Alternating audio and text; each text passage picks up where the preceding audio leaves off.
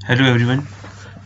तो अभी हम क्वेश्चन करने वाले हैं रिलेटिव मोशन के बीच में दो ब्लॉक्स के रिलेटिव मोशन के बीच में जब ब्लॉक स्लाइड करेंगे तो उनके बीच में टाइम इलैप्स निकालना है हमारे को और डिस्प्लेसमेंट निकालनी है हर एक ब्लॉक और प्लैंक की।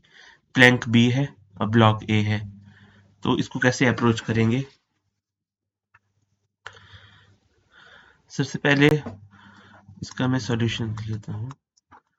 इसमें दिया है Block A of mass m is kept at left end of plank B of mass 2m and length L. The system can slide on a horizontal road. The system is started towards right with initial velocity v. The friction coefficient between the road and the plank is half, and that between plank and block is 1 by 4. Find the time elapsed before block separates from plank, displacement of block and plank relative to the ground till that moment.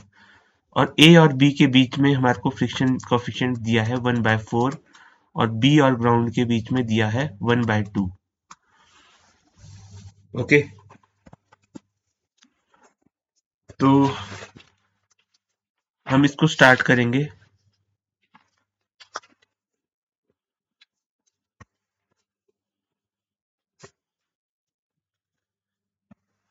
सबसे पहले हम लिखेंगे limiting friction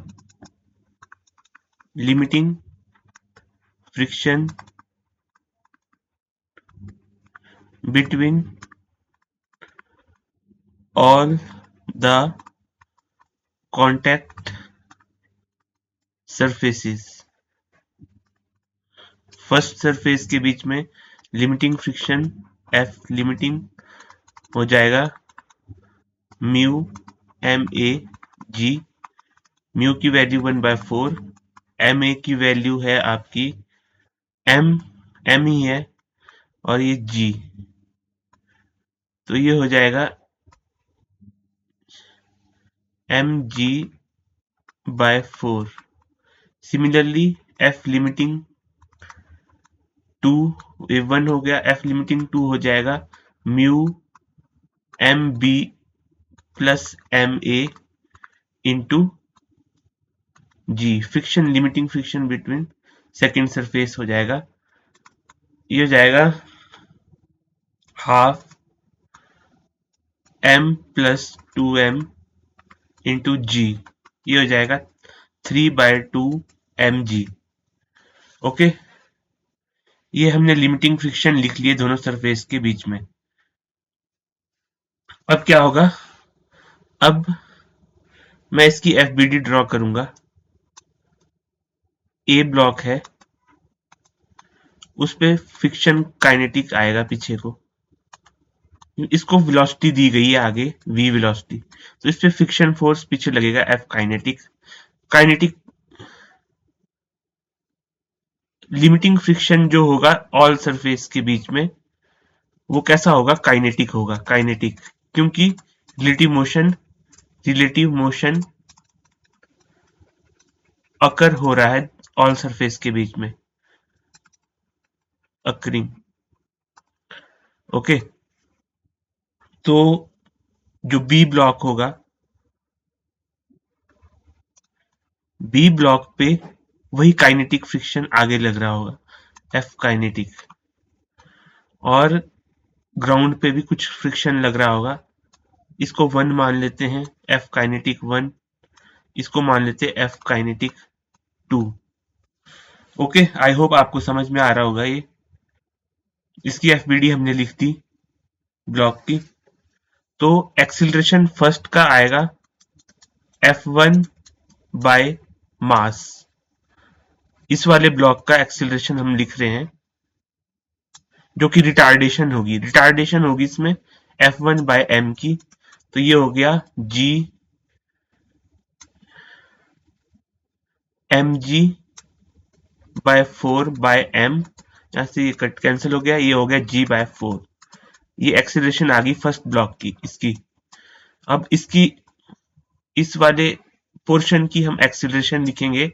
acceleration 2 is equal to, इसमें दो force लग रहे हैं तो F kinetic 2 minus F kinetic 1 upon इसका मास है 2m। इसका मास था m, तो इसमें हो जाएगा F kinetic minus F kinetic 2 minus 1/2m। तो एक्सेलरेशन ऑफ 2 आ गई यहां से 3/2 mg माइनस 1/4 mg जो हमने निकाली थी बाय 2m। इसको सॉल्व करेंगे, एक्सेलरेशन 2 आ जाएगी 5/8 ऑफ g।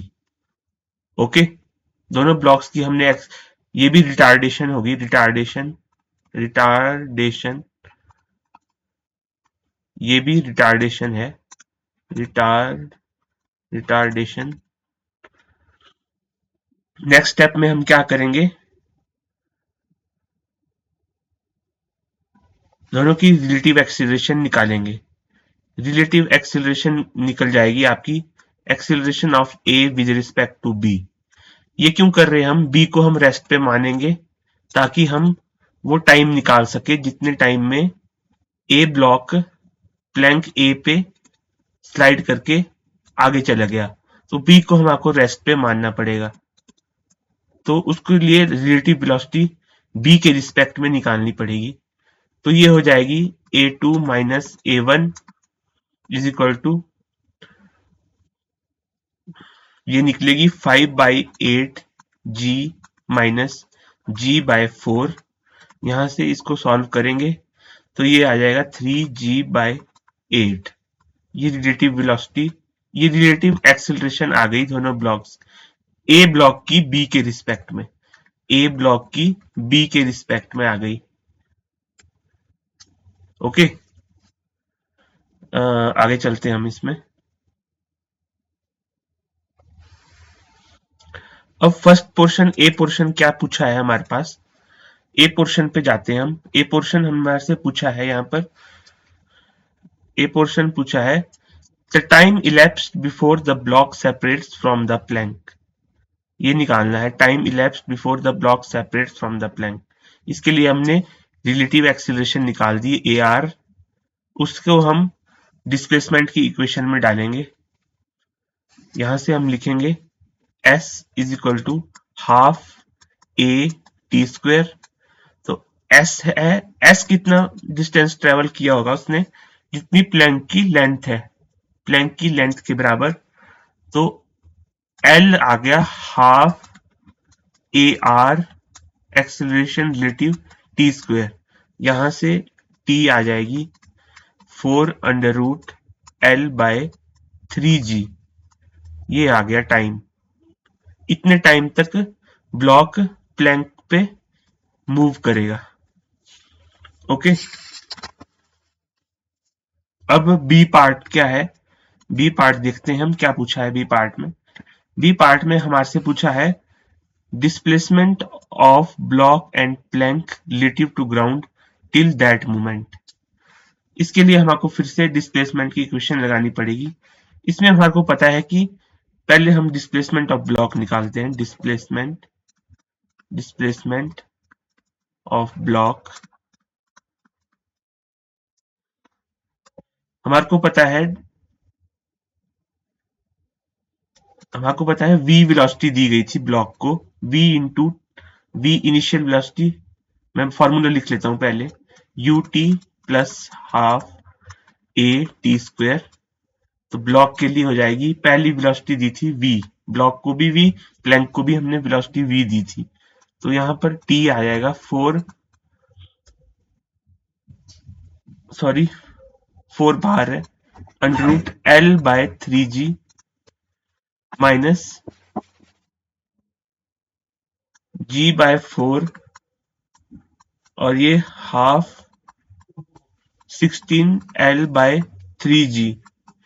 यहां से ये बन गया 4b√L/3g माइनस 2/3L।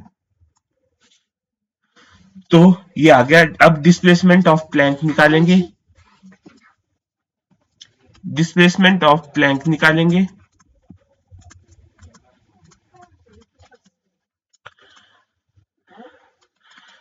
तो ut plus half A T square तो डिस्प्लेसमेंट ऑफ प्लैंक निकालेंगे 4v under root L by 3g minus half 5/8g into 16l by 3g। इसको सॉल्व करेंगे तो यहां से ये आएगी 4v under root L by 3g minus 5/3l। तो ये displacement of plank and block हो गई। आई होप आपको समझ में आया होगा। Thank you.